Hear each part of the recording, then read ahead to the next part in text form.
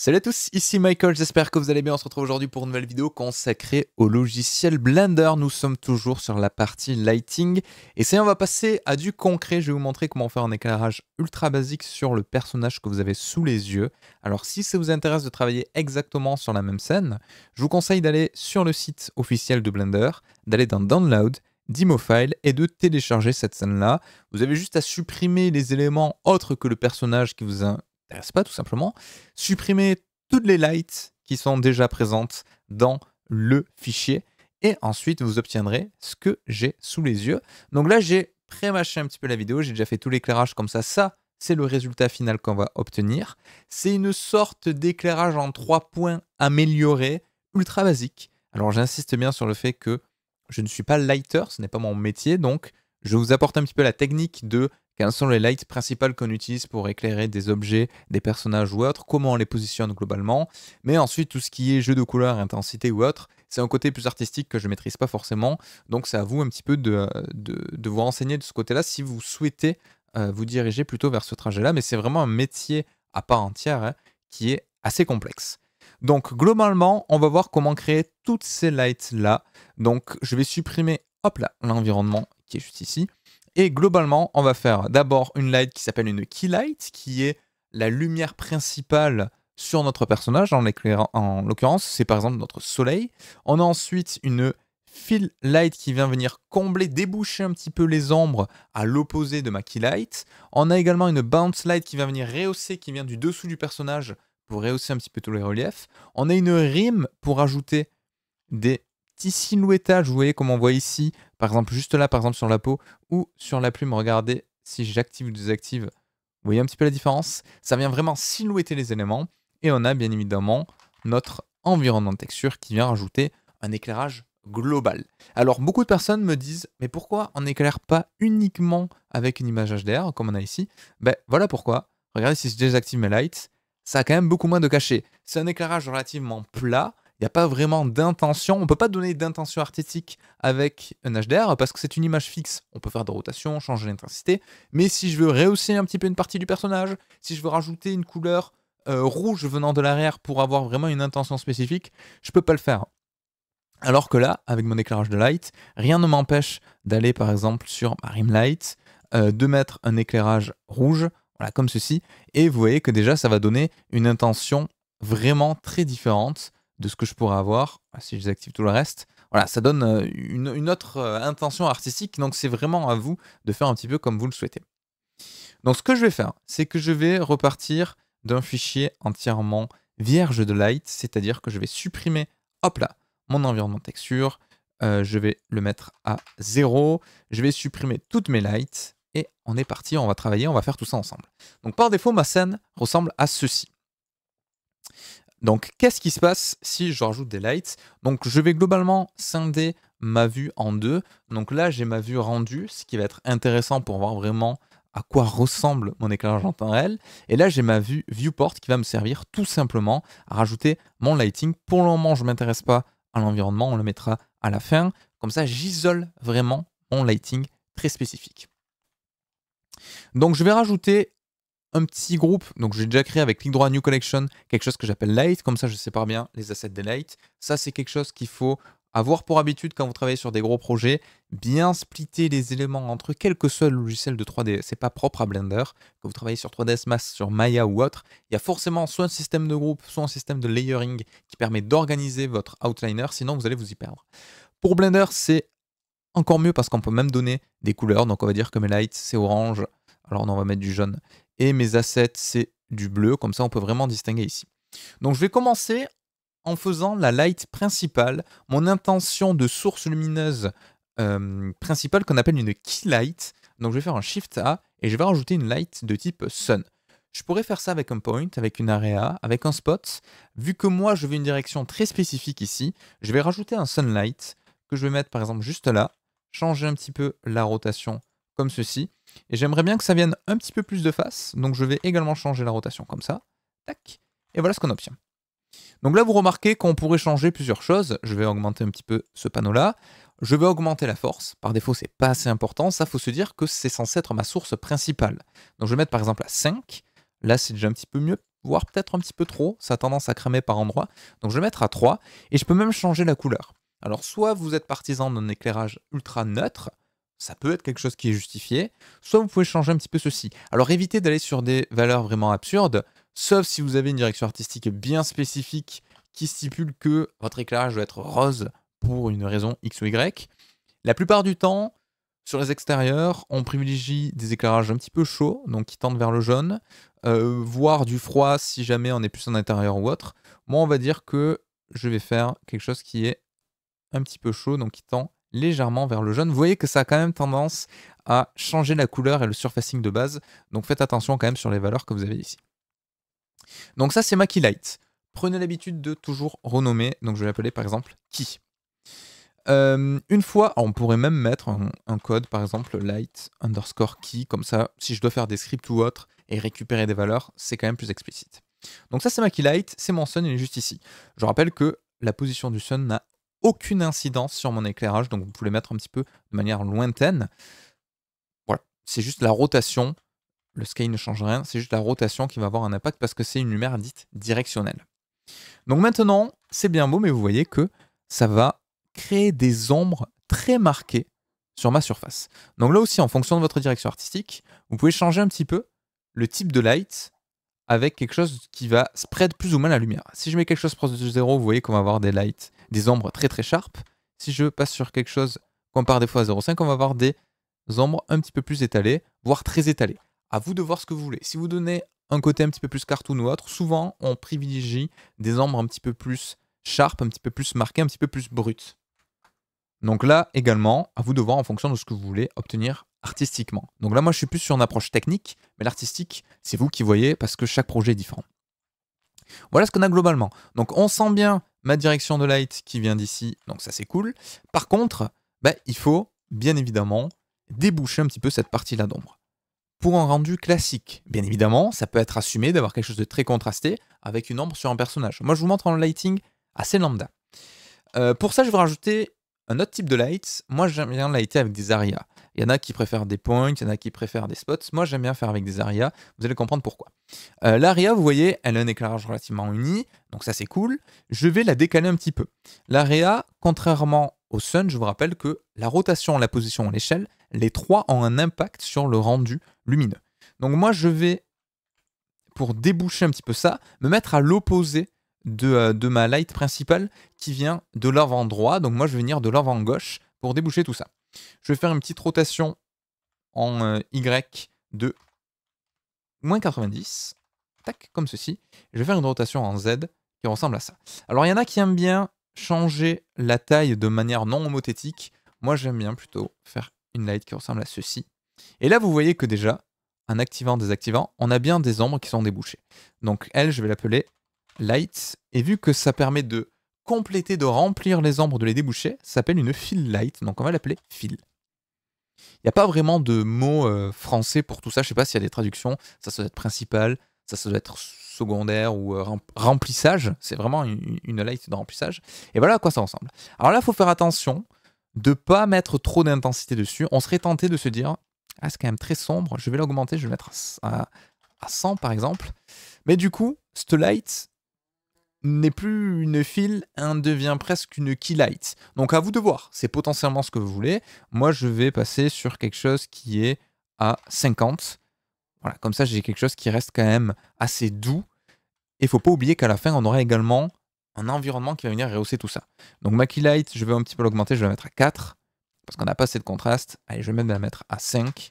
Voilà, comme ça j'ai quelque chose qui est un petit peu plus brut. Et elle, je vais la baisser un tout petit peu, je vais la mettre par exemple à 40. Et pourquoi pas donner des tons un petit peu bleus pour jouer sur le contraste chaud-froid. Donc, une fois que j'ai ceci, là, j'ai déjà mes deux éléments principaux qui sont dans mon éclairage.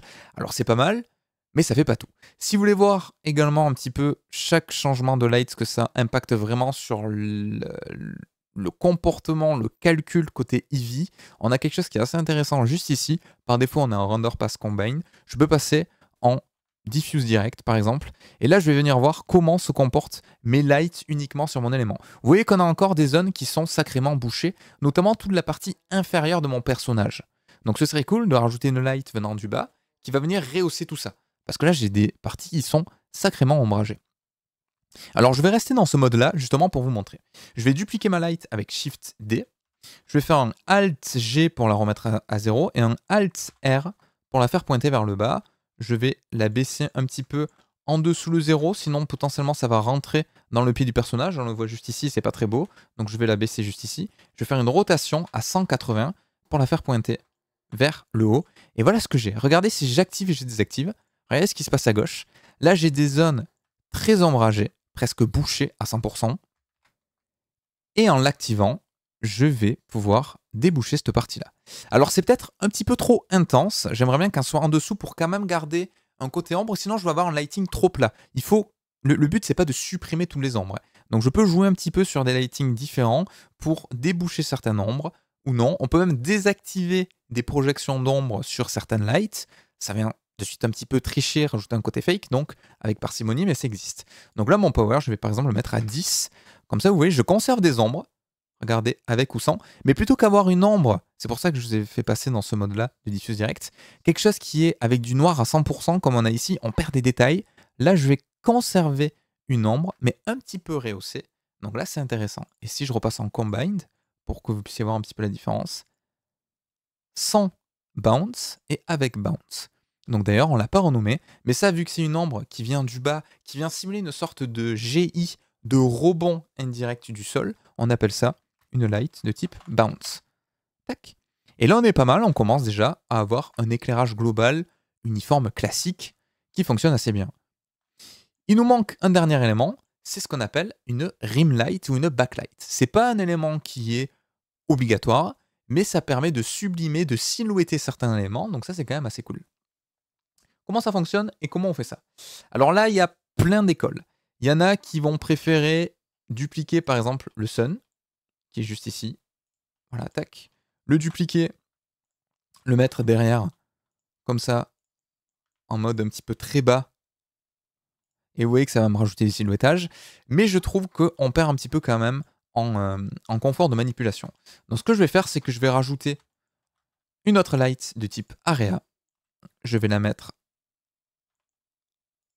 juste derrière. Alors je pourrais faire une light aussi qui vient de... Il n'y a pas vraiment de règle. Je pourrais faire une light qui vient vraiment de devant, c'est à vous de voir. Je pourrais même changer, on verra tout ça après, hein, mais changer la position de ma light, de ma key light de base. Donc celle-là, je vais la mettre derrière, je vais faire une petite rotation en X, voilà, comme ceci.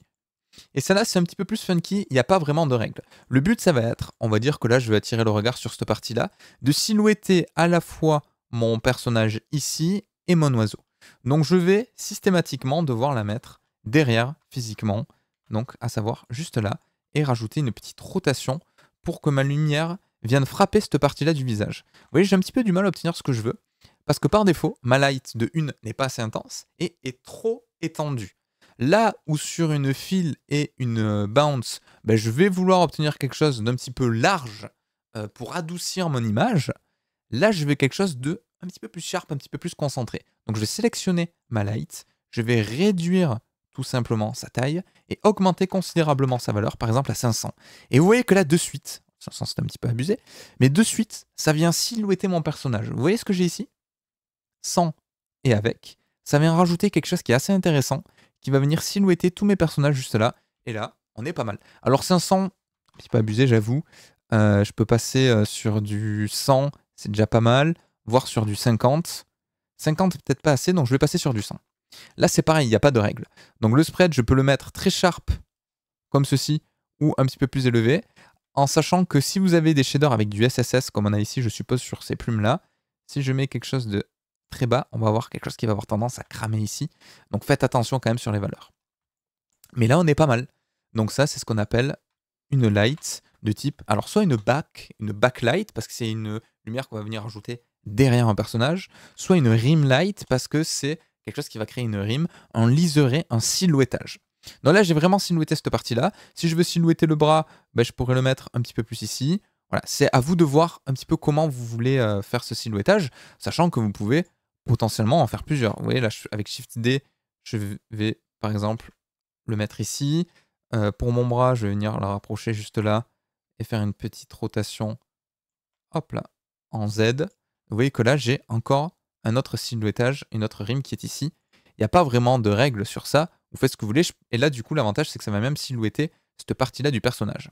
À vous de voir. On perd un petit peu en silhouettage uniquement sur cette partie-là. C'est vous qui faites comme vous voulez, de manière artistique. Donc moi, je vais juste garder celle de base qui me plaisait bien. Donc là, on est pas mal, mais il manque un élément majeur.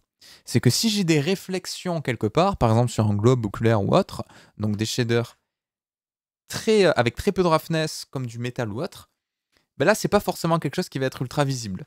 Alors comment ça, je pourrais m'en apercevoir? Je pourrais très bien rajouter une icosphere que je vais mettre juste ici. Voilà. Je vais faire un CTRL 3 dessus, je vais faire un clic droit Shade Smooth, et je vais rajouter un shader de type métallique avec une roughness à 0. Donc ça, c'est ce qu'on appelle une sorte de cyclorama. Ce qu'on est en train de faire, c'est un rig light de base. Vous voyez que j'ai pas d'environnement. Donc j'ai un éclairage classique uni. Ok, très bien, mais j'ai pas d'environ. Pour ajouter un environnement, c'est dans le World Properties, ça on l'a déjà vu, mais c'est l'ajustement qui va être intéressant. Donc je vais faire Open, et je vais par exemple, dans l'HDR, utiliser l'image de Forest. Et je vais augmenter mon intensité. Donc je vais mettre 0,1. Vous voyez que là, déjà sur mes réflexions, je commence à voir quelque chose. Je vais mettre par exemple 0,5. Donc là, on est pas mal. Voilà à quoi ressemble mon éclairage. Je peux supprimer ma crumble qui sert à rien. On fera peut-être une vidéo où on fait un cyclo de A à Z. Mais voilà comment ça fonctionne. Et là, regardez, si je mets 0, pas d'enviro. Si je mets 0,5, un enviro. Donc l'addition de toutes mes lights me permet d'obtenir cet éclairage. Alors c'est un éclairage assez classique. Hein. On a une key light, on a une fill light, une bounce, une rim ou une backlight, vous appelez ça comme vous voulez. L'avantage, c'est que bien évidemment, tout est éditable. Donc je vais faire un petit CTRL S. Mais je peux changer la couleur si je le souhaite. Je peux changer l'intensité individuellement de chacune de mes lights. Chose qui peut être intéressant et qu'on fait souvent, c'est rajouter au milieu une sorte de... je vais faire un cube. Je vais l'appeler Master Light. Et je vais prendre toutes ces lights là. En dernier, je prends mon Master Light. Avec CTRL, je fais CTRL P. Object and Keep Transform. Et maintenant, quand je prends mon Master Light, si je fais... Alors, il est où?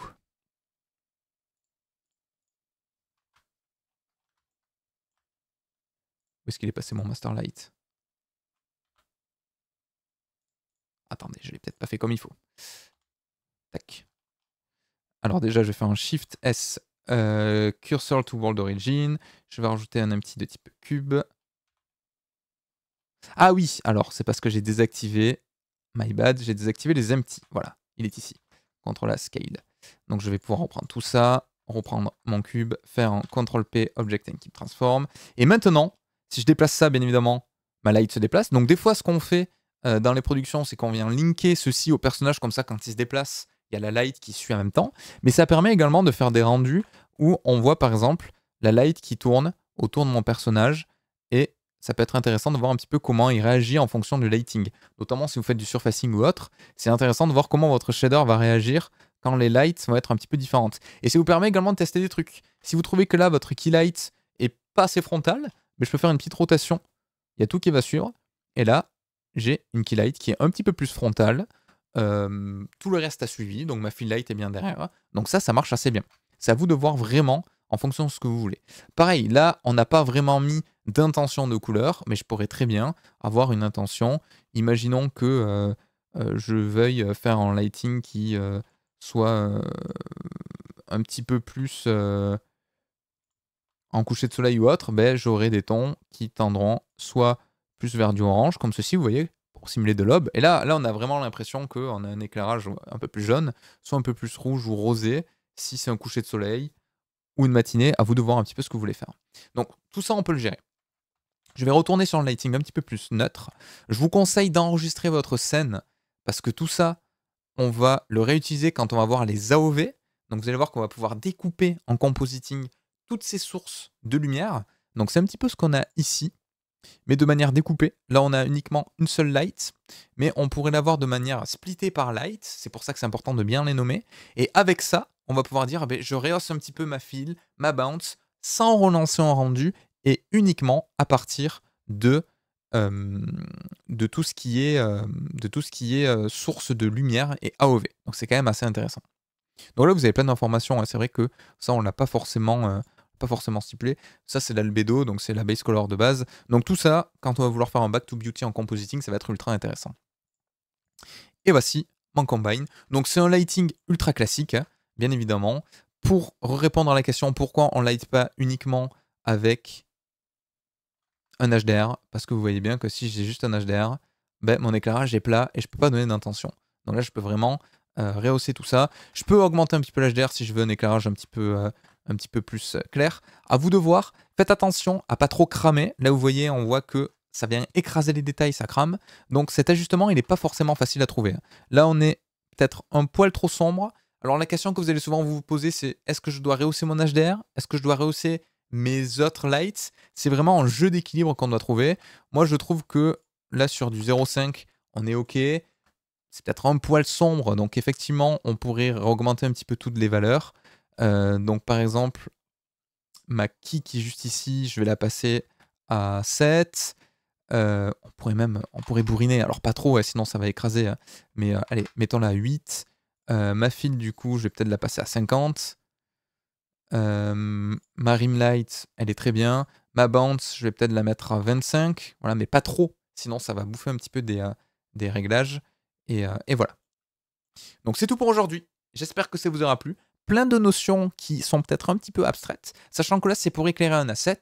Bien évidemment, on ne fait pas le même éclairage sur un asset que sur un décor. Un décor où j'ai des montagnes, bon, on va peut-être pas s'embêter à faire une quille, une file, etc. etc. Là c'est plus pour sublimer des assets individuellement quand on a plusieurs scènes. Plusieurs éléments dans une scène. Pour un décor, c'est généralement, je dis généralement avec des gros guillemets, un poil plus simple. Parce que on va faire un sunlight, donc qui va être notre key. On va potentiellement mettre certains éléments avec des points ou autres pour rehausser par endroit, mais voilà, c'est parfois plus simple, on va dire, dans la majorité des temps. C'est pas forcément une règle évidente, mais c'est souvent comme ça que ça se passe. Donc voici le rendu final. N'hésitez pas, si vous voulez, sur Discord à me montrer vos rendus, hein, parce que là, on a fait quelque chose qui est ultra simple, hein, mais je pourrais très bien, si je veux quelque chose de très stylisé, ben, avoir par exemple que une bounce, allez, qu'une rim light désactivée. Mais regardez, je vais vous montrer un truc, par exemple, qui pourrait être intéressant. Vous voyez que avec la bounce, par exemple, si je mets une bounce très sharp, très petite et rouge, vous voyez que de suite, c'est pas la même ambiance qui est dégagée. Pareil, si je mets une rime toute seule, bleue ou rouge, vous voyez, c'est pas la même ambiance. De suite, là, on est plus sur de l'horreur. Donc vraiment, hein, c'est pas une blague. Hein. Tout ça, ça peut vraiment venir rajouter des éléments assez intéressants et venir driver artistiquement. Vous voyez, une seule light qui vient de dessous, ben ça, là, vous voyez, un petit peu plus cursed de suite le rendu. Donc c'est vraiment à vous d'ajuster en fonction de ce que vous voulez en termes de direction artistique. Là, comme je disais en début de vidéo, je vous donne un petit peu les éléments de comment on light globalement une scène très rapidement. Les types de light spécifiques qu'on retrouve très souvent sur les productions, parce que ça, il y a certaines des règles. Il y a le fameux éclairage en 3 points qui est connu avec le key fill back. Là, c'est un petit peu une version améliorée qui vous donne un petit peu plus de souplesse. Mais à vous de voir ce que vous voulez obtenir.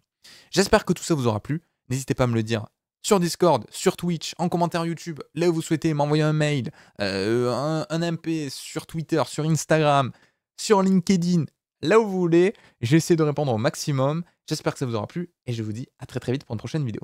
Ciao tout le monde, à plus.